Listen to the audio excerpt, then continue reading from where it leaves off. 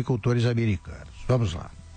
Nada é mais cômodo do que viver convencido de que certas coisas não podem ser discutidas, pois são a verdade em estado definitivo. É o que está acontecendo hoje com a questão ambiental pelo mundo afora, especialmente no Brasil. Ficou decidido pela opinião pública internacional e nacional que o Brasil destrói cada vez mais as suas florestas por culpa da agropecuária, é claro. Terra que gera riqueza, rende imposto, é o inferno. Terra que não produz nada é o paraíso. Fim de conversa. Os fatos mostram o contrário. Mas e daí? Quanto menos fatos alguém tem a seu favor, mais fortes ficam as suas opiniões. Ninguém imagina, pelo que se vê e lê todos os dias, que a área de matas preservadas no Brasil é mais do que o dobro da média mundial. Nenhum país do mundo tem tantas florestas quanto o Brasil, mais que a Rússia, que tem o dobro do seu tamanho, e mais que Canadá e Estados Unidos juntos. Só o Parque Estadual da Serra do Mar, em São Paulo, é 2 vezes maior que a maior floresta primária da Europa, na Polônia. Mais que tudo isso, a agricultura brasileira ocupa apenas 10%, se tanto, de todo o território nacional, e produz mais hoje do que produziu nos últimos 500 anos.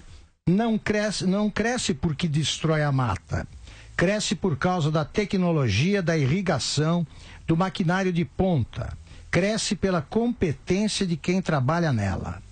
Como a agricultura poderia estar ameaçando as florestas se a área que cultiva cobre só 10% do país, ou tanto quanto as terras reservadas para os assentamentos da reforma agrária?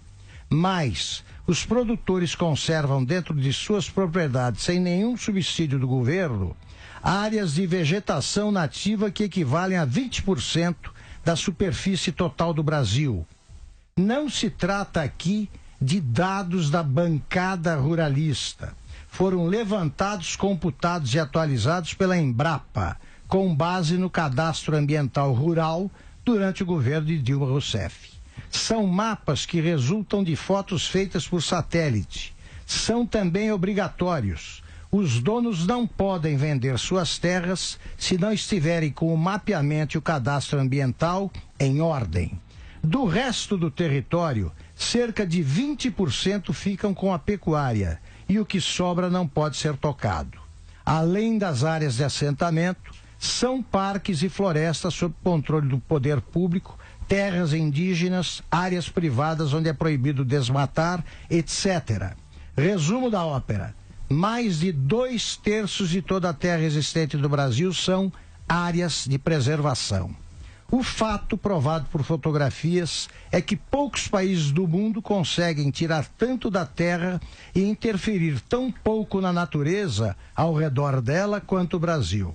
Utilizando apenas 1/10 do território, a agricultura brasileira de hoje é provavelmente o maior sucesso jamais registrado na história econômica do país.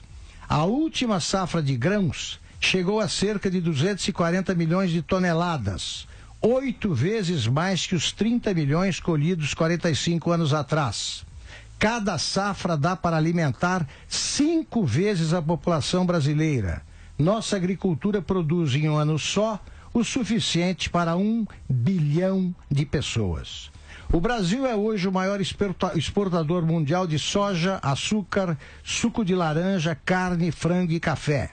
É o segundo maior em milho e está nas 5 primeiras posições em diversos outros produtos. O cálculo do índice de inflação teve de ser mudado para refletir a queda no custo da alimentação no orçamento familiar, resultado do aumento da produção. A produtividade da soja brasileira é equivalente à dos Estados Unidos. São as campeãs mundiais.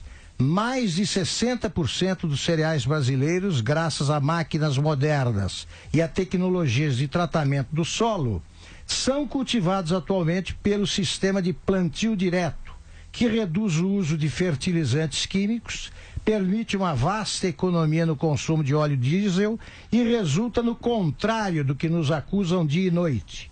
Diminui a emissão de carbono que causa tantas neuroses no primeiro mundo. Tudo isso parece uma solução, mas no Brasil é um problema. Os países ricos defendem ferozmente seus agricultores, mas acham, com o apoio das nossas classes artísticas, intelectuais, ambientalistas, etc., que aqui eles são bandidos. A consequência é que o brasileiro aprendeu a apanhar de graça. Veja-se o caso recente do presidente Michel Temer. Submeteu-se à humilhação de ouvir um pito dado em público por uma primeira-dama da Noruega pela destruição das florestas no Brasil e não foi capaz de citar os fatos mencionados acima para defender o país que preside.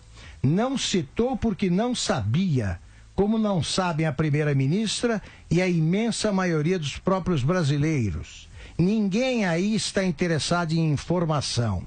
Em matéria de Amazônia, sustentabilidade e o mundo verde em geral, prefere-se acreditar em Gisele Bündchen ou alguma artista de novela que não saberia dizer a diferença entre o Rio Xingu e a Serra da Mantiqueira.